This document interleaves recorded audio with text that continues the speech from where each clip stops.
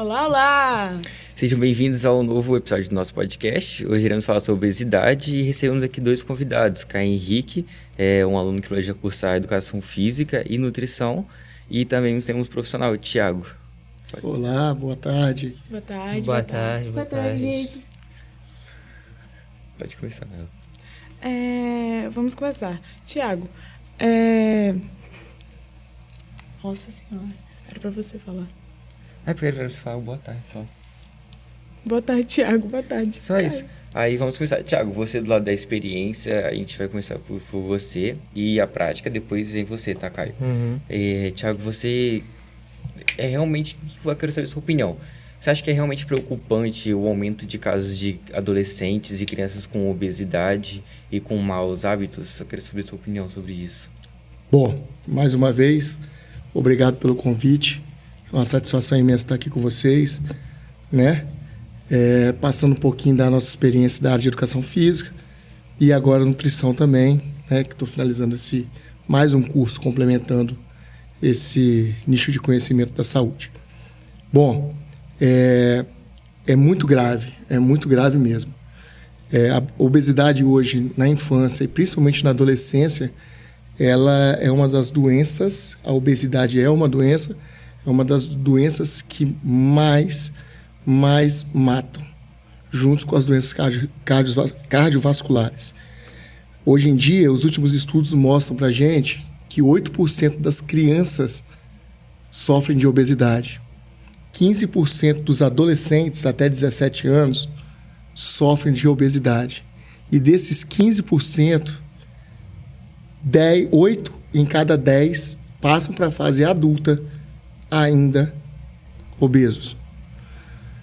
Outros estudos mostram que 20% dos adolescentes, 25% dos adolescentes em regiões com índice menor de pobreza, elas sofrem de sobrepeso e obesidade. Lembra, nós estamos falando de uma doença.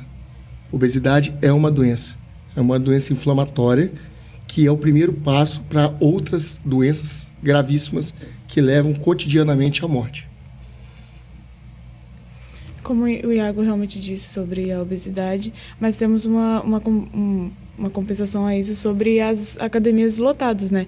E o que você acha que esse lotamento tende a aumentar, tende a melhorar, a ajudar essas pessoas realmente? Então, desde sempre, o número de alunos em academia é sazonal, né? Chega essa parte do verão, esses 3 últimos meses do verão, a tendência é a academia encher mais. Mas nós temos notado um crescimento contínuo do número de alunos em academia, tá?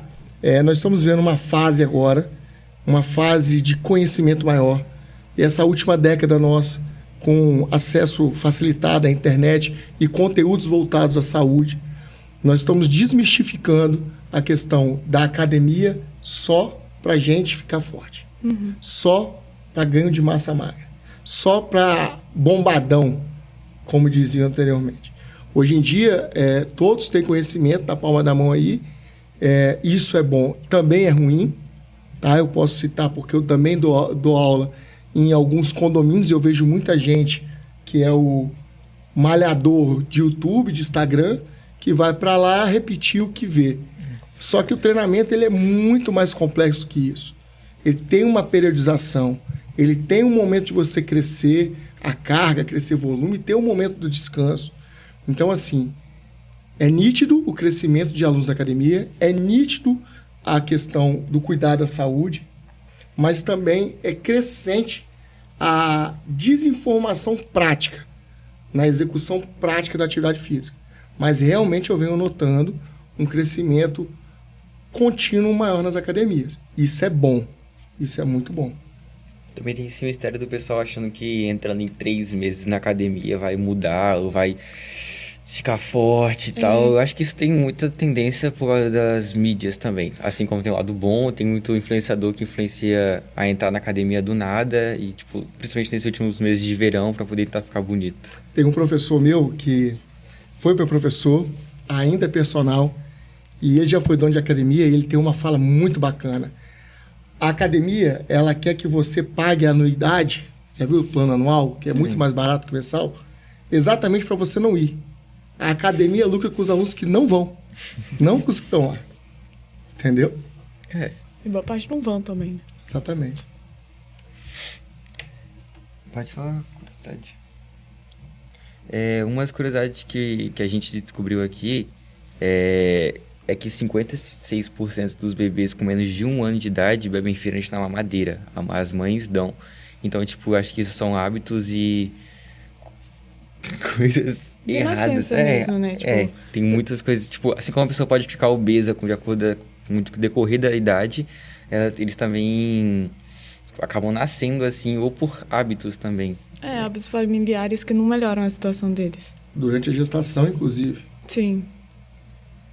Nós temos uma doença aí que é gravíssima, que é o eclâmpsia, que muitas mulheres sofrem disso durante a gestação por conta de desinformação, por conta de má nutrição durante toda a gestação, e isso acarreta diretamente a primeira infância da criança. Diretamente. Tiago, na parte da nutrição, sobre a questão do açúcar, a manteiga, as bolachas, vícios que todo mundo possui na parte da alimentação, como que você acha que a gente pode substituir isso, tipo, mudar a alimentação assim tão drasticamente com métodos que normalmente alguns nutricionistas passam? Então, não existe método, não existe segredo, não existe milagre. Se fosse assim, todos nós estaríamos aqui, eu mais magro, Caio mais forte, você mais gordo, cada um com a sua vontade, né? Então, não existe milagre. A primeira coisa que tem que ser desmistificada é a questão de segredos e milagres. A boa alimentação é a alimentação completa. A alimentação completa, positiva, é uma alimentação saudável. A gente não consegue mudar hábito alimentar da noite para o dia. É uma construção, é uma continuidade. E é um caminho longo, é um caminho difícil. Eu falo que lá em casa, depois que meus filhos nasceram, eu e minha esposa demoramos 2 anos para começar a tomar café sem açúcar. Nossa. Os hábitos alimentares é uma construção, na verdade é uma desconstrução, para depois começar um caminho de construção. E aí quando a gente fala desconstruir para construir, é de desconstruir uma história de 10 anos. Caio, quantos anos você começou a malhar pesado? Se conscientizou? Conscientizar mesmo ano passado. Ano passado você tinha quantos anos? Tinha 15. Então são 15 anos de uma herança emocional, de uma herança familiar, de afeto alimentar, que é o maior fator de obesidade hoje, é a pessoa come por afeto. Vou comer esse bolo porque lembro da minha avó, vou comer hoje no domingo tudo porque me faz bem, vou tomar uma cerveja porque é o que me relaxa. E isso, desconstruir isso é complicado. E você mesmo desconstruindo o hábito, a sensação continua. E a sensação você carrega pro resto da vida. E aí entra o controle. Por isso que o emagrecimento ele vai muito além do que milagres, dietas, segredinho. O emagrecimento ele vai de um trabalho psicológico, vai de um trabalho emocional, vai de um trabalho físico, de atividade física, de conscientização e de perseverança. Caio, eu queria entender como que você chegou na obesidade. Sempre gostou de comer muito? Ou nasceu assim acima do peso? Ou algo que nem a gente estava falando, realmente um costume familiar? Fala como foi isso. Então, eu nasci com peso normal, assim, de uma criança saudável, normal. E quando eu era criança até que era bem magrinho. Não magrinho, mas tipo, tinha um peso normal pra minha idade. Só que com o tempo, eu acabei comendo tudo que eu gostava. Os pais até liberaram, porque tipo, eu era criança, não sei o que. Ficavam com esse pensamento. Então com o tempo eu acabei engordando muito. Até que um dia com uns 9 anos, eu comecei pro nutricionista, que eu já tava um pouco acima do peso. Então, eles meio que o nutricionista tentava impedir que eu comesse as coisas de uma maneira meio errada. Tipo, é que eu também não entendia muito sobre reeducação alimentar de fato. Era só eu parar de comer besteira e começar a comer coisas saudáveis, que eu não gostava muito de comer fruta, esse tipo de coisa. Então, era muito tipo arroz, feijão e linguiça. Sempre algo com muita fritura e esse tipo de coisa, então eu acabava fazendo engordar. Aí, com o tempo, eu acabei emagrecendo um pouco, só que eu não gostava também de praticar esporte. Eu não gostava. Meu pai já tentou fazer eu ir pra natação, ir pro remo, mas eu nunca cheguei a gostar de fato de esporte. Tanto que, tipo, de futebol, comecei a gostar mesmo de futebol em 2018, com a Copa do Mundo só. Mas antes nem gostar de ver futebol eu gostava.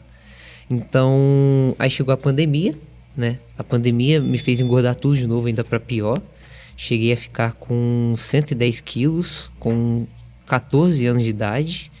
E meu percentual de gordura estava chegando a quase 50% de percentual de gordura.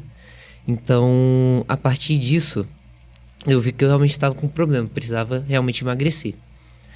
Aí, eu comecei a ver alguns vídeos, mas o que me proporcionou mesmo a querer emagrecer foi quando eu conheci uma menina, né, no Discord, assim, e tipo, pô, eu queria meio que impressionar ela, né? O que o amor não faz, né? O que o amor não faz. Aí, beleza. Pô, eu preciso emagrecer. Aí eu comecei a tentar entrar na academia. Aí eu perdi, acho que uns 10 quilos, assim. Mas eu não tinha essa constância, porque eu também não gostava de academia quando eu comecei. Então, tipo, eu tentava um pouco, parava. E deu ter ido no máximo, tipo, uns 2 meses. Aí eu parei. Aí a gente começou a namorar, não sei o quê. Aí você voltou. Tem isso também. Aí aconteceu, acho que ano passado, sei lá pro meio do ano. Que a gente acabou terminando. Que foi um dia antes dos Dias dos Namorados. Aí beleza.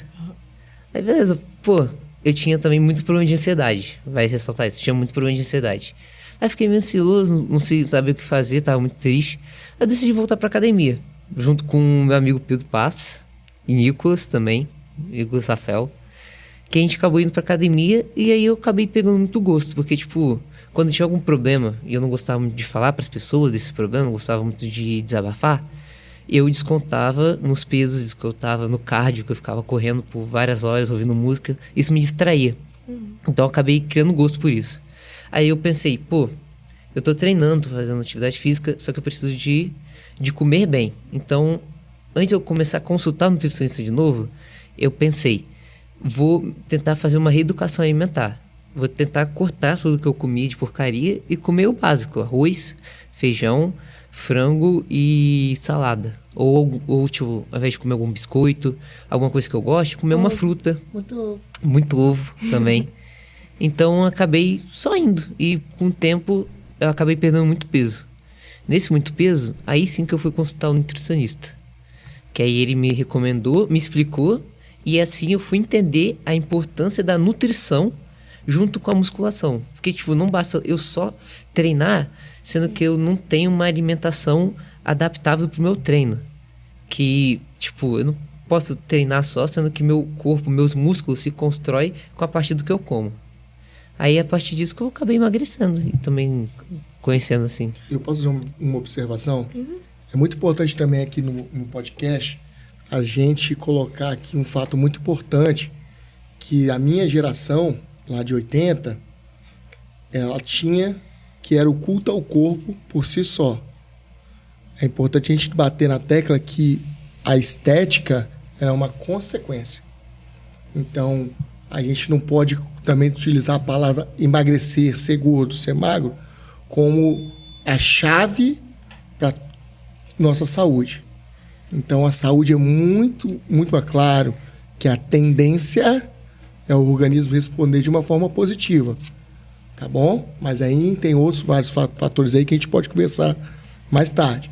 Mas a questão de ser gordo e ser magro tem que ser cuidado com muito carinho. Sim. Porque senão a gente tende a achar que todo mundo, né, que está um pouco acima do peso não tem saúde, vai morrer, e todo mundo que tem é magro demais é saudável. Não é assim, tá? Existe uma probabilidade maior do obeso ter mais doenças, tá? Eu queria frisar isso porque na minha geração era culto ao corpo por si só, ponto. Hoje a gente sabe que não é só isso. Obrigada por falar isso. Eu queria falar. E eu acho, rapidinho, só uma observação que eu acho muito legal você falar sobre isso, porque poucas pessoas têm esse querer de reaprender, sabe? De realmente mudar algo que tá tipo, algo que você sempre fez. E acho muito, muito legal, assim, que você conseguiu. Parabéns. Algo que tá enraizado, né? E vocês não sabem como é bom para o professor de educação física passar por esse processo junto com ele, ver essas mudanças, tá ajudando, tá tentando um pouquinho construir isso aí. Caio é diferenciado, tá de parabéns. Valeu. Às vezes até eu me impressiono. Mas, Caio, como o Thiago falou, a gente estava aqui falando sobre tentações, sobre vontades que às vezes até acabam retomando com a gente, caminha com a gente sempre. Eu queria entender tipo, como foi seu processo, por mais que você tenha mudado, que você teve uma mudança de pensamento, a gente entende que às vezes a gente acaba tendo um momento de fraqueza e a tentação sempre pode bater na porta. Eu queria entender como que foi esse processo da tentação pra você. Como é que você consegue, tipo, sabe, aquela vontade de comer toda aquela comida de antes, entendeu? Porque a gente sabe que o sabor às vezes pra gente é bom ou não, dependendo. Então eu queria entender isso, como isso foi isso pra você. Então, tipo, quando eu comecei, realmente eu tava muito focado porque, tipo, eu não aguentava mais viver daquele jeito e, tipo, me olhar e não gostar do que eu via. Então, tipo, no começo eu realmente não sei porque eu inibi total. Não, acho que não deveria fazer isso. Tipo, acho que se você gosta de comer alguma coisa, você não deve descartar totalmente. Mas, tipo, reduzir isso. Por exemplo, faço uma dieta totalmente certinho, seguindo a semana. Mas, tipo, uma vez na semana, talvez, comer aquilo que eu gosto. Tipo, não cortar de vez. Porque isso também não é saudável. É só uma educação alimentar no começo, já ajuda.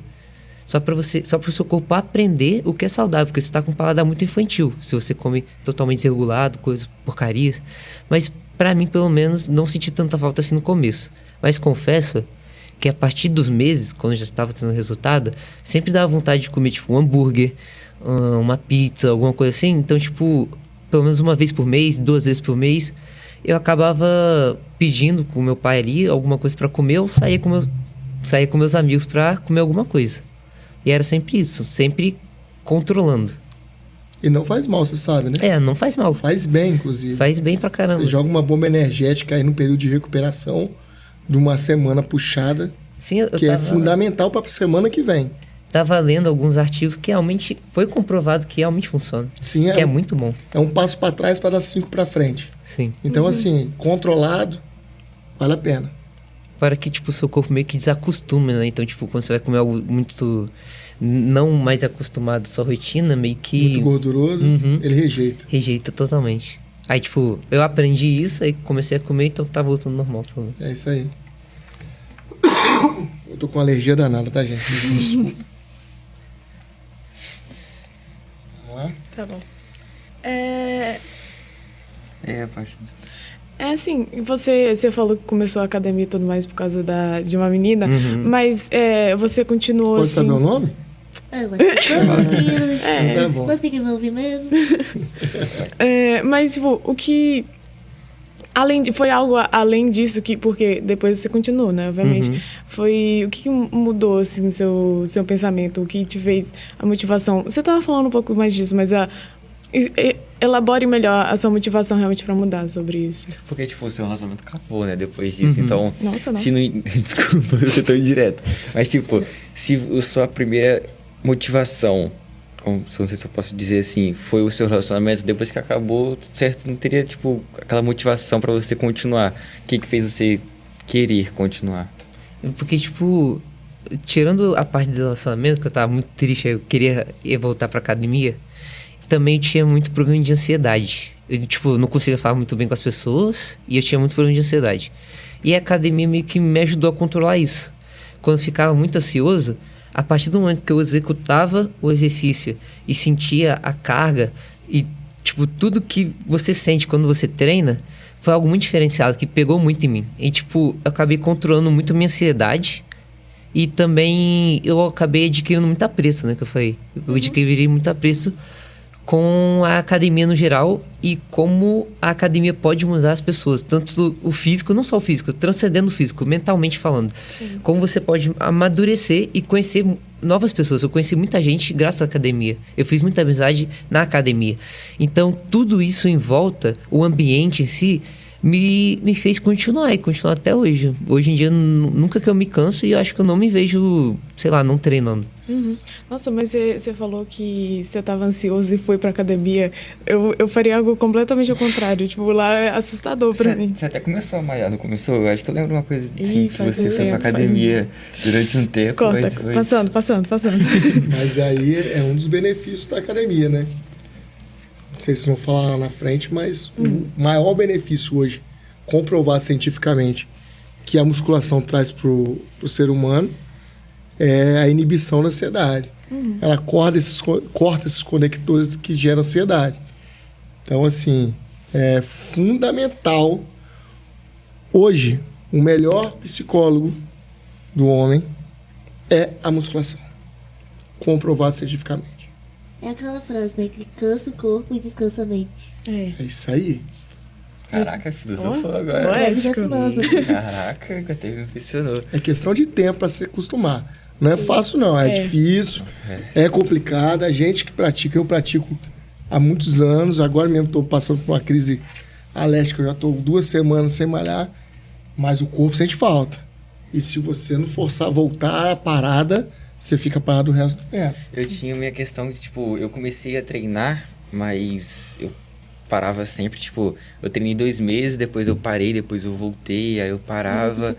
Até que no ano passado eu comecei a pegar o jeito de a gente ir treinando, até que eu cheguei num nível que, tipo, esse ano eu não faltei nenhuma vez na academia. Esse, tipo, os dias que eu faltei, que foi ou eu peguei dengue ou foi feriado, eu comecei a me sentir agoniado, não consigo me sentir, sabe, aquela necessidade de precisar gastar energia, de precisar na academia ali esparecer o pensamento, que se não for pra lá, eu fico agoniado o meu dia inteiro, meu dia parece que tá incompleto. Não passa, né? Não passa, é uma agonia. agoniante.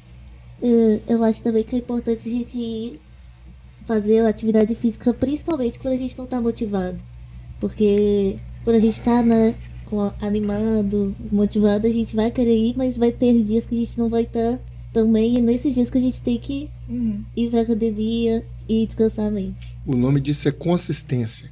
Faça o melhor que você pode, mas não deixe de fazer o que você pode. Então, eu não faço nada. Um dia, para quem não faz nada, é 100%. Comece como meta. Seja um dia, seja meio dia, seja 15 minutos de caminhada, seja hoje, na sexta-feira, eu vou voltar andando do meu trabalho. Mas se essa é a sua meta durante um mês, que você cumpra ela com consistência e qualidade. A mudança, como eu falei, ela é aos poucos. É tirar um açúcar, é trocar uma manteiga por um ovo cozido, ou um ovo grelhado, né? Grelhado é frito sem óleo. Caiu o dedo de ovo. É isso aí. É pouco. Então, assim, consistência. Bem ou mal, com problema ou sem problema, chovendo ou não, é cumprir a sua meta. Depois aumenta para 2, para 5, para 10, aí o céu é o limite. E seu corpo também. Pra mim é bem difícil a questão da alimentação, porque açúcar, eu sou literalmente viciado em açúcar, eu não consigo cortar açúcar. Eu já até tive um tempo que eu consegui cortar o açúcar por adoçante, só que aí eu comecei a ver uns vídeos do pessoal falando que o adoçante é até pior do que o açúcar. Eu acho que é uma questão que tem 12 produtos químicos que o corpo não reconhece. Depende do adoçante, com certeza é pior, mas depende do adoçante. Tá? Há tempo atrás, os adoçantes feitos com frutose eram excelentes. Descobrimos hoje que a frutose também é uma fonte de açúcar gigantesca. Tanto que um suco de laranja depois do almoço, ela pode mudar muito seu resultado no final do mês. Um suco de laranja, um copo de suco de laranja. Então, assim, é um passo de cada vez. A alimentação é hábito, mudança de hábito, uma coisa de cada vez. Açúcar é o pior veneno da humanidade. Existe uma pesquisa que é mais fácil você fazer um fumante parar de fumar do que um viciado em doce parar de comer doce. Caraca. O efeito de abstinência do açúcar, ela é muito maior do que a abstinência do álcool e do fumo. Olha que doideira. E a gente fica vendo assim, às vezes pessoas estão internadas em clínicas e tudo mais, recuperando de droga e tudo mais.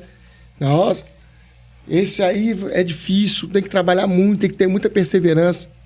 Mas só quem é viciado em doce. Quando eu falo viciado em doce é porque a gente fala eu como um chocolatezinho de vez em quando. Não. O viciado em doce, ele não consegue acabar uma refeição salgada sem ter a sensação de algo doce na boca. Entendeu? Sobre a questão da frutose que você citou, muita gente... Caio vai ser até a parte da vivência mesmo. Eu vou perguntar primeiro pra você, Thiago. Muita gente assimila fruta como meio saudável e tal, mas a gente acabou descobrindo agora a frutose, que ela pode até ser algo ruim, né? Comer muita fruta, como por exemplo, um dos influencers aí, o Cariani, fala que uma dieta em fruta, vai comer bastante fruta é algo bom. Tipo, essa questão da frutose ainda pra mim é meio complicado, não entendo muito bem. Sabe o que é o mais legal da minha área? Eu formado em educação física e acabando o curso de nutrição agora. Existem regras, existem constatações, existe o que é, mas no final tudo depende. Por que tudo depende? Porque existe um negócio chamado individualidade genética. A nossa digital mostra isso. Para que eu faço musculação? Para que o Caio faz? Para que você vai fazer? Para que você vai fazer? Então, assim, respondendo a sua pergunta diretamente, existem frutas com alto índice glicêmico que não são tão indicadas para quem está no processo de emagrecimento. Ponto. Existem frutas para pessoas que não estão no processo de emagrecimento, como diabéticos, que não são indicadas. Só que as frutas são extremamente saudáveis quando a gente fala de composição. Açúcar, fibra, carboidrato, enfim. Então, assim, falar que a fruta é um vilão, pode ser que sim. Uma pessoa que está acostumada a almoçar e tomar um suco de laranja, de repente é melhor cortar esse suco de laranja e comer um tabletinho de chocolate à noite. Dá para você fazer isso? Dá para a gente negociar? Vai encaixar no seu plano alimentar? É o seu déficit calórico que você precisa para você ter emagrecimento? Ou o seu superávit calórico para você ter ganho de massa magra? Aumentar a caloria para ganhar massa magra? Sim. Às vezes a pessoa não consegue ter um bom treino na musculação porque está com consumo baixíssimo, principalmente proteico, mas também de carboidrato, que é o que gera energia, que faz com que o treino dele seja ruim. Os pré-treinos eles estão aí para isso, para estimular e para suprir também essa questão do índice glicêmico, que é o gerador, é o combustível de energia do nosso organismo. Desculpa. Como é que foi, cara, essa questão da frutose? Acho que você tinha comentado comigo que deu algum problema. Então, é que, tipo, na pandemia, às vezes eu tentava trocar alguma coisa por fruta. Só que eu acabei ficando realmente viciado, por exemplo, em maçã. Tinha dia que eu acabava consumindo, tipo, umas 6 maçãs por dia. E, tipo, isso todo dia. Então, sempre, quando meu pai ia no supermercado, era uma sacola de maçã. E eu ia lá e ficava comendo. E como eu falei aquela questão da ansiedade, eu, às vezes, descontava muito isso na comida. Então, tipo, eu comia e ficava comendo, sem mesmo nem estar com fome, só comia. E acaba vindo uma, 2, 3 maçãs, maçã com banana, isso todo dia. E também acabou acarretando nessa gordura. E acabei engordando ainda mais. E a banana tem um altíssimo índice glicêmico. Caraca, eu sou viciado em banana. E tipo... Geralmente eu gosto bastante de comer banana, mas aí eu incluo granola, iogurte, aí seria uma opção mais, tipo, ajudaria melhor. Agora eu tô comendo bastante granola. Então, a gente volta naquela questão. Para quem é e para qual objetivo? Sim, uma pessoa que hoje, igual você falou, come só a banana em jejum, realmente não é o mais indicado. O que a gente precisa compor na nossa alimentação, em todas as nossas alimentações, é a composição nutricional com proteína, carboidrato e lipídio, que é a gordura. Gordura saudável, existe gordura boa? Existe gordura boa. Mas até mesmo a gordura boa, em excesso, torna-se ruim. Existe açúcar saudável? Entre aspas, né? A frutose é um meio. Eu não vou falar para você, não, é melhor você tomar um copo de suco com açúcar refinado do que você comer uma maçã. Não, vou comer maçã, mesmo porque o índice calórico é menor. Só que você tem que compor a alimentação, aonde a carga proteica, a proteína, que é aquela massa, aquilo que vai dar sustentação ao seu músculo, que é principal, fundamental para o emagrecimento e para a saúde, ela tem que estar em todas as refeições. Proteína, carboidrato e gordura. Você pode até tirar gordura de algumas, mas a proteína não pode faltar. E o nosso consumo, a nossa alimentação, a nossa herança alimentar é, primeiro, o arroz e a carne. Mas se não tiver arroz, não come a carne. É muito complicado mudar esse hábito. Tem aquele negócio também, falar um ditado, Dani, que minha mãe ela sempre fala que a diferença do remédio e do veneno é a dose. Exatamente. Que, tipo, tem que ter o equilíbrio de tudo, sabe? O que é muito difícil de ter, sabe? Equilíbrio. Thiago, muita gente coloca a culpa da obesidade na genética. Eu sou gordo porque eu sou endomorfo, tudo que eu como eu engordo. Eu queria saber o que você pensa dessa pauta da genética, se realmente tem influência ou é psicológico. Bom, genética é um dos fatores que vai auxiliar no seu emagrecimento ou pode te levar com mais facilidade à obesidade. Isso é um fato, tá? Mas não é um fator primordial. Tá? Se fosse assim, a gente não teria muitos mesomorfos magros, muito ectomorfo, com alto índice de gordura, entendeu? Então, assim, quando a gente fala de ectomorfo, mesomorfo e endomorfo, é a carga genética que você traz com você que pode te auxiliar a emagrecer mais ou ser um obeso com mais facilidade. Só que essa carga, ela tem um fator nutricional, ela tem um fator agravante que vai te levar à obesidade ou não, que nada mais é do que hábito alimentar e hábito de atividade física. Professor, eu corro todo dia e não emagreço. Pô, é minha genética. Não, é a sua alimentação. Se você está fazendo uma atividade física regular, todo dia, e não chega ao objetivo que você quer, de emagrecer, ou fazendo musculação todo dia, e não alcança o objetivo de ganhar massa muscular, pode ter certeza, nós vamos avaliar primeiro a alimentação, junto com a sua genética, claro. Só que, agora, a parte 2, que são elas. Você fazer de um ectomorfo, que é aquela pessoa longilínea, um pouco mais magra, um pouco mais alto, né? Tem uma envergadura maior. Essa pessoa, para ganhar massa, ela vai ter uma dificuldade um pouco maior. Até mesmo pela concentração de fibras brancas, né? Que aí entra na densidade muscular. O que muda essa genética é essa facilidade.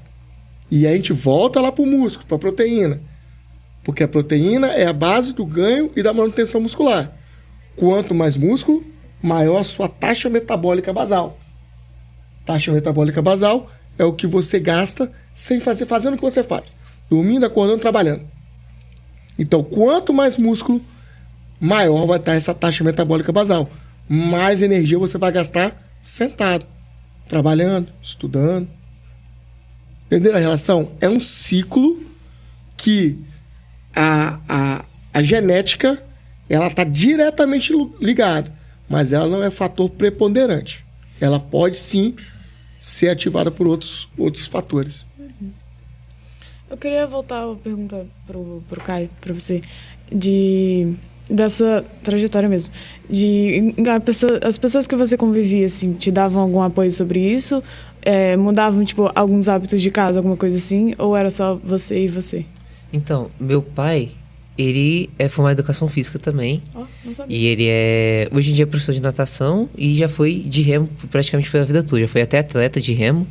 Então, tipo, ao longo da minha vida, ele sempre me motivou a fazer esportes e a buscar uma vida saudável.